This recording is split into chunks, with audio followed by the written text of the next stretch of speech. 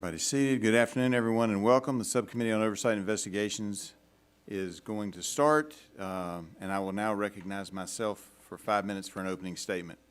I'm Morgan Griffith. It's good to be with you all this evening. I welcome you all to our first Oversight and Investigations Subcommittee hearing of the 118th Congress, and I would like to congratulate Ranking Member Kathy Castor on her appointment to that post. Thank you. Thank you. It's good to have somebody to work with. This afternoon's subcommittee hearing will explore the importance of pandemic origin investigations as a means of bolstering our country's pandemic preparedness and biodefense capabilities. To date, over 1 million Americans have died from COVID-19. The pandemic brought our country to a standstill. It cost our economy around $15 trillion in economic damage. Businesses were shut down. Schools were closed. The nation is still recovering from the pandemic's impact and the damage that it caused. It has been a little over 3 years since COVID-19 emerged, and questions on its origins remain. Given the toll of the virus has taken, that's unacceptable. I believe the substantial circumstantial evidence favors COVID-19 emerging due to a research-related incident, but this committee will continue to investigate the origins of the COVID-19 pandemic since we have jurisdiction over public health and federal biomedical research. Today, though, we will look beyond the COVID-19 pandemic and understand what structures, technologies, and capacities are needed to more clearly investigate the origins of disease outbreaks in the future. Being able to quickly identify the root cause of a disease outbreak or biological incident has important benefits ranging from countermeasure development to differentiating between whether an outbreak was due to a deliberate release, an accidental release, or a natural event.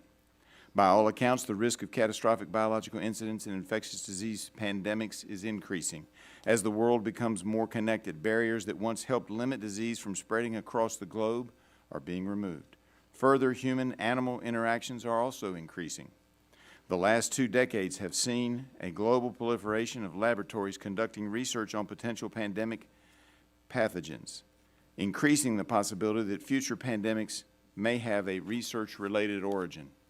Of the approximately 60 biosafety level 4 labs which are designed to work on the most dangerous of pathogens that are around the globe, at least 20 have been built in the last decade.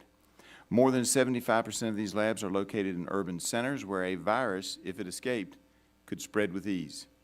As an aside, the Wuhan Institute of Virology appears to have conducted at least some high-risk coronavirus research at a biosafety level 2 lab. In the United States, we have recently seen high-risk research done to intentionally modify pathogens, such as NIH's experiments to enhance monkeypox's virulence, as well as conflicting reports as to what coronavirus research Pfizer is conducting to anticipate future variants. Although there's little we can do to predict the timing of the next outbreak, there's a lot we can do now to prepare for that next outbreak.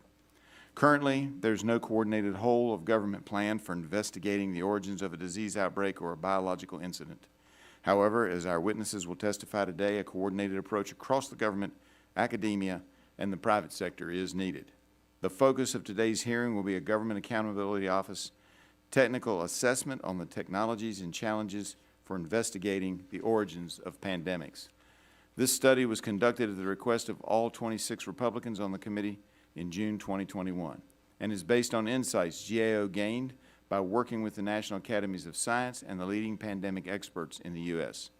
This GAO report is significant because it is believed to be the first standalone, detailed document that specifically identifies what technologies and areas of scientific expertise are needed to conduct rigorous pandemic origin investigations. Existing pandemic preparedness plans have mentioned the need for investigating the origins of pandemics, but have neither spelled out the challenges nor the specifics of how to conduct an effective probe. One of the challenges laid out in the report is the need for investigators to have more access to samples from early cases in order to be effective in determining the pandemic's origin. We must address this issue since some government organizations, including the government of the Chinese Communist Party, have a history of withholding this type of information. This report and upcoming hearing can provide the basis for a bipartisan effort to improve our biodefense strategies by incorporating details on investigative approaches and taking the recommended actions. Speaking for the Republicans on this subcommittee, we look forward to working with our Democrat colleagues constructively to deliver solutions and pave a path forward for America to work in common purpose for the greater good. I eagerly await today's discussion and learning more about how to best address these complex issues. I also want to thank the witnesses for being here today and for being a part of this discussion, and I apologize we're starting late, but that's what happens with votes.